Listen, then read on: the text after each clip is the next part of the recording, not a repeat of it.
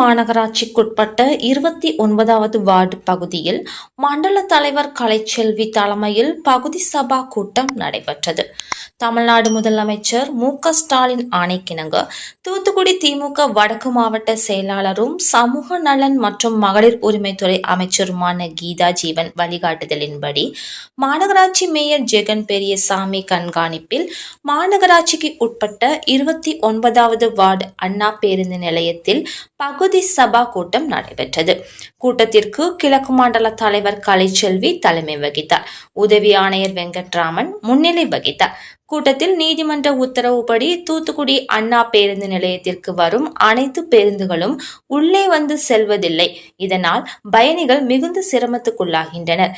எனவே அனைத்து பேருந்துகளும் அண்ணா பேருந்து நிலையத்திற்கு உள்ளே வந்து செல்ல வேண்டும். பயணிகளின் பாதுகாப்பு கருதி பேருந்து நிலையத்தில் காவல் நிலையம் அமைக்க வேண்டும்.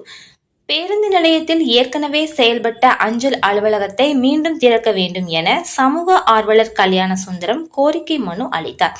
கூட்டத்தில் சுகாதார அலுவலர் நெடுமாறன், சமூக ஆர்வலர் கல்யாண சுந்தரம், திமுக வட்ட செயலாளர் கதிரேசன், செயற்குழு உறுப்பினர் திலகராஜ் மற்றும் சரவணகுமார், காதர் மைதீன், முத்துக்குட்டி உள்ளிட்ட பலர் கலந்து கொண்டனர்.